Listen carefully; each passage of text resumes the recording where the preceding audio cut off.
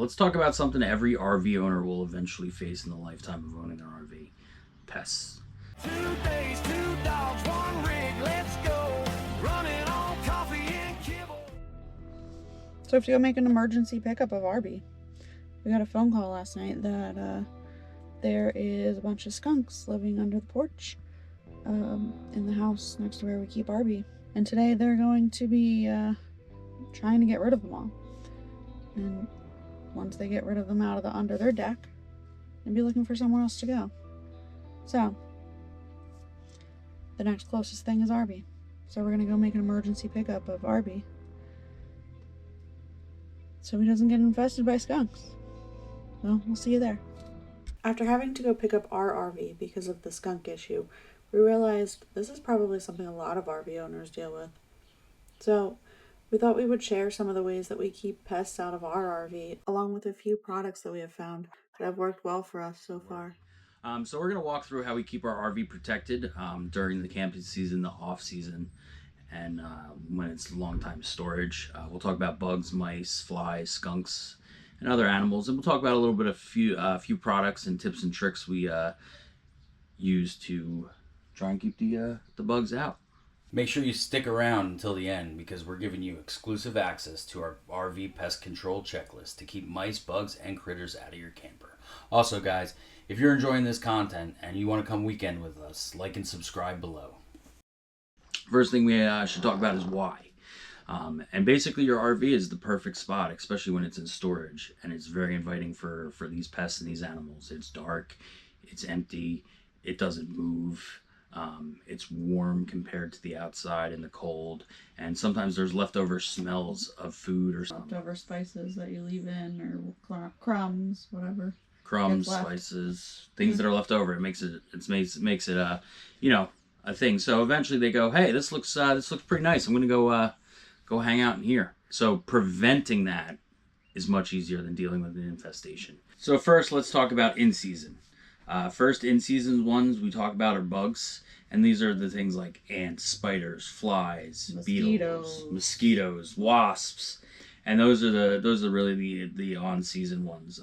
Animals such as skunk and mice really don't pick up as much in the in-season, especially if you're active, but really the bugs are the primary thing during the season. So the first thing we use is the bug spray. We use the Ortho Home Defense one.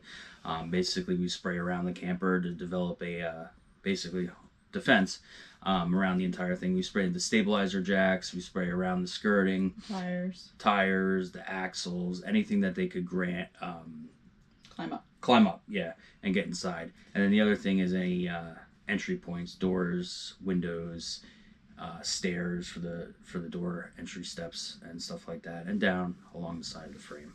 So the idea with that is stopping before they even get into the camper. The next one is the diatomaceous earth.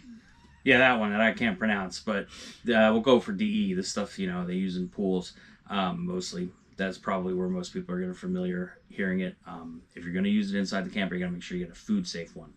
But this is essentially fossilized algae, and basically we could put that in some storage compartments. We could put it underneath the RV per campsite, near the stabilizers if you want. But this is more like an inside thing. So next, let's talk about those things that get inside, and the things easily get inside. When the windows are open, the door opens and closes, and those are the flies and any type of flying bug that comes in and out. And the thing we like to use is a lighted fly trap.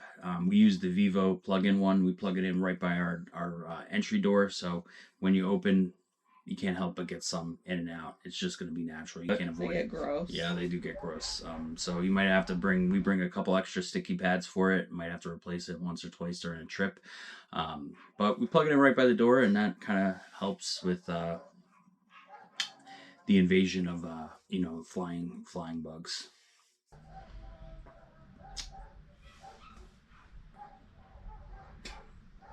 Next, we're going to talk about the heavy hitter, and that's mice. Mice seems to be the big one for a lot of people, especially when it comes to storage.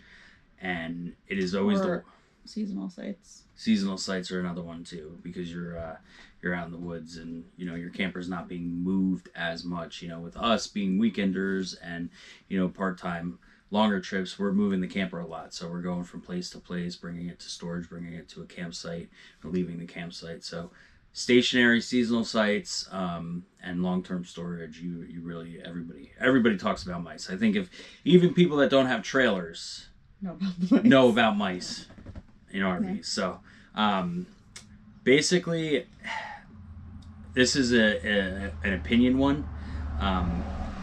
Everybody's got an opinion, but when you break it down to, for me, is just really prevention as far as sealing and making it look unattractive. So they only need about the size of a dime to get into a hole. So make sure the underbelly's sealed, make sure you have no holes in your camper, make sure you have no entry points, everything's all sealed up that they can't get in. If you do have these good old snap traps, really just work the best in my opinion. There's people that talk about dryer sheets and peppermint and cinnamon and this, that, and the third. Jury's still out on them, don't know, but the best thing you can do is keep them away by not inviting them inside. We have friends that got mice in their trailer and they tried all the things. Yes, they will tell you nothing worked. Except for the traps. Except for the snap traps. So best thing you can do is keep it clean. After your trip, when you're storing it for the season with us, when we come back from the weekend, we're taking all the spices out, we're taking the food out, we're taking everything out that we can that's going to make anyone invited. Anything that smells. Anything that smells. And we just store it in bins and carry it back out every weekend. When you think it's clean it till you think it's clean, and then clean it some more. The other thing, like I said, check. Don't set it and forget it. Make sure that there's nothing that looks like they're trying to get in or things that might have opened up. I was in storage. Last thing we're here to talk about are the larger animals such as skunks, raccoons, squirrels, groundhogs. These is really more worrisome when they're long-term storage, and that's actually what brings us here today, and gave us the thought of doing a video on this because we didn't really see a lot. In our storage location, the house next door had a skunk invasion, and caught 8 in the past 3 days. Yeah, 8 in the past 3 days. So when you kick them out and you evict them, they're going to start looking for a new place to go. And our camper was the closest place to them. So we decided to not take the risk. That's why we made an emergency move and moved it and not take the risk. But dark underneath the camper, they can stay there temporarily. It's dark. It's what they like. It's undisturbed, especially when it's sitting in long-term storage. So it is a perfect invitation. May or may not happen. Who knows? But for us, it wasn't worth the risk. No. If you do have to leave your camper and you are worried about these larger animals, though, they do say things like dog urine, ammonia. If you're going to use ammonia around your RV, soak rags or cotton balls in clear household ammonia and place it in a small container or even a plastic cup. Set the cups or containers around the perimeter of your RV, especially near the steps, by the stabilizer jacks, near storage compartments, around the hitch area, or any dark spaces under your RV. A tip is to punch holes in the plastic container lid so the smell escapes, but the rain doesn't dilute it. Lights underneath it, so you could get some motion lights will scare them away and deter them. So there are some steps that you could take to prevent, but we just took the option of not running the risk. Another thing is sealing up. Same thing, no matter what. The larger animals, yeah, they just need probably larger openings, but same thing. Make sure it's sealed. Make sure there's no holes. Make sure the door isn't open. You don't have underbelly. Yeah, in your underbelly. Make sure you don't have a window cracked open. Another thing is the more stuff that you may put underneath your RV, the more inviting it's going to be. It's going to be a little more cozy. At the campground, if you store food underneath it or trash, firewood as well, that can also invite these larger type animals into your camper. But at the end of the day, when we get there, controlling these pests are all about taking the preventative steps to not let them get in. And that is the best thing that you can do. Keep it clean, keep it sealed, don't keep food in there. So these are the ways that we do it. Has worked so far for us. We haven't had any invasions. And knock on wood. Hopefully we stay that way. We haven't had any problems. But we're curious. What do you guys use? What do you guys recommend? Drop a comment on the bottom and let us know what's been successful for you. And if you're enjoying this content and you want to come weekend with us, like and subscribe. Down below, you'll see the link to the RV pest control on and off season checklist. Nice comprehensive guide to keeping your RV pest free. It's noogie in front, Arbie